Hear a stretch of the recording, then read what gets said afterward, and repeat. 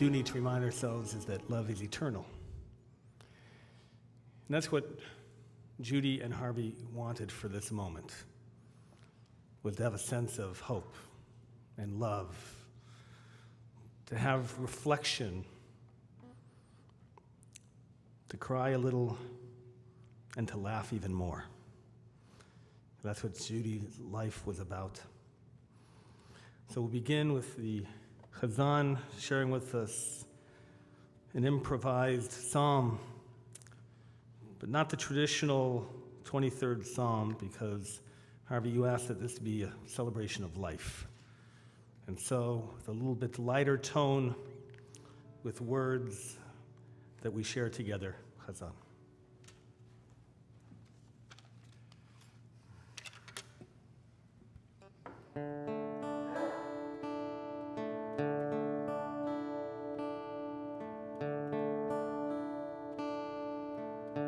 Don't hide your face from me.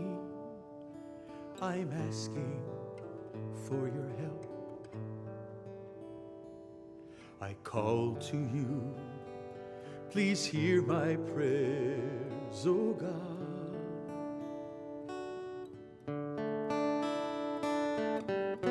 If you would answer me as I have called to you, please hear me now. Don't hide your face from me.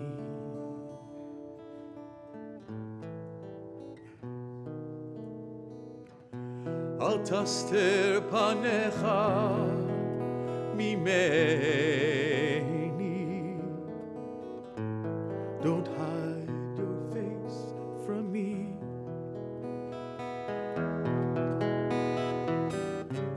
If you would answer me as I have called to you, please hear me now. Don't hide your face from me.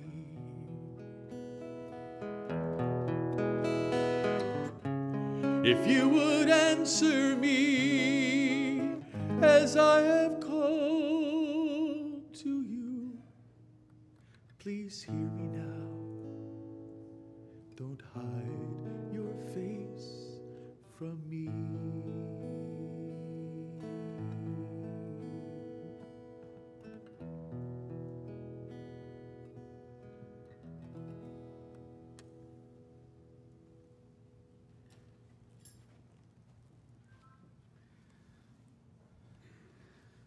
Just by way of note, if you haven't yet turned off cell phones or pagers, this would be a good time to double check.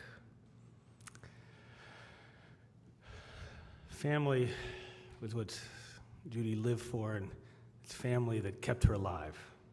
So it's appropriate to hear from that family. Some will try to get through it on their own. Others have designated individuals to read on their behalf. And Harvey, do you think you're going to give it a shot here or no? Come on up, please.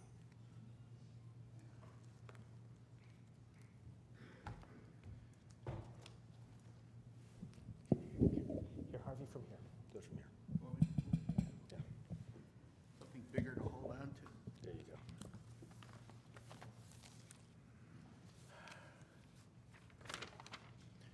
Well, for those of you who are unfamiliar with our temple, we're very fortunate here.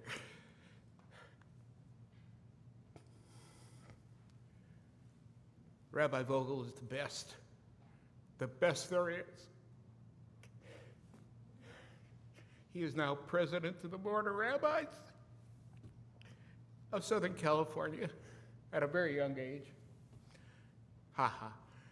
And our cantor, our chazan, who you just heard, we're also very fortunate to have him. He is a Grammy Award winner when he came to us the first year. And I have a real problem in that as I got older, I get more and more emotional. I never used to be like that. I used to be able to run through things and not think about anything. And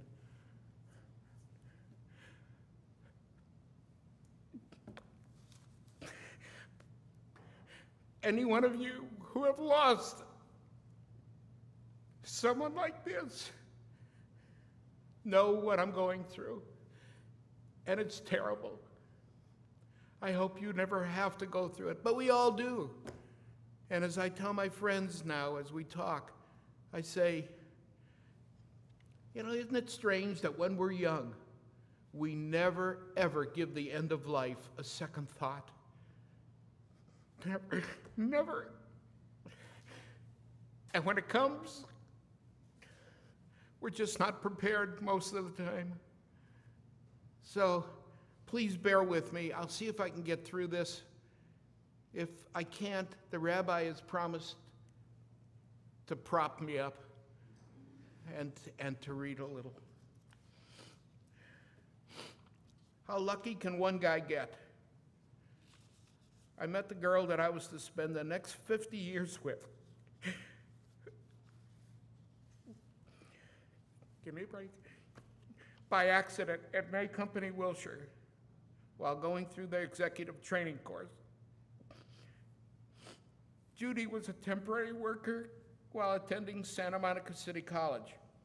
I had just been discharged from the Army, and when I saw her, my whole life came together. I took her to lunch that day and told her I was going to marry her. She told me I was nuts. That's the way it all started. She changed schools to mine so I could drive her there every day. She graduated with a degree in merchandising. This little girl had everything. She was cute, had a great head on her shoulders, came from a good Jewish family, and lived just a few blocks from me.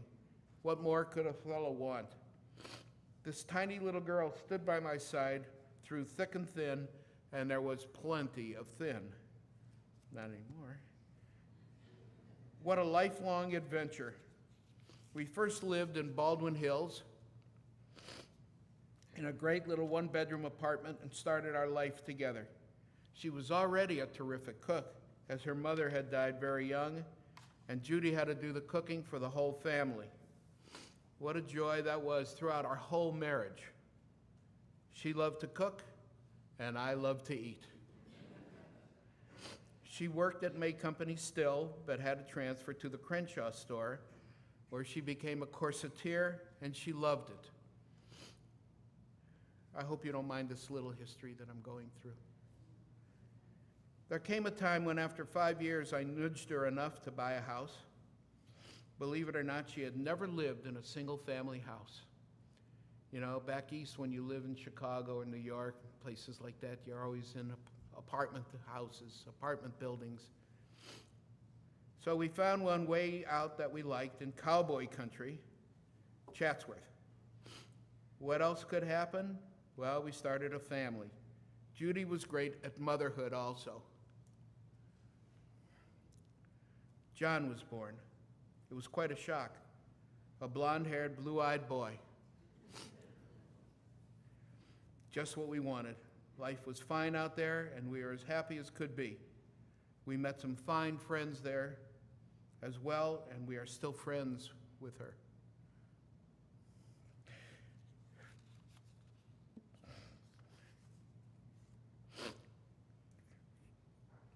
She's here, and that's why I'm crying. Well, we wanted more kids since the first one came out so good.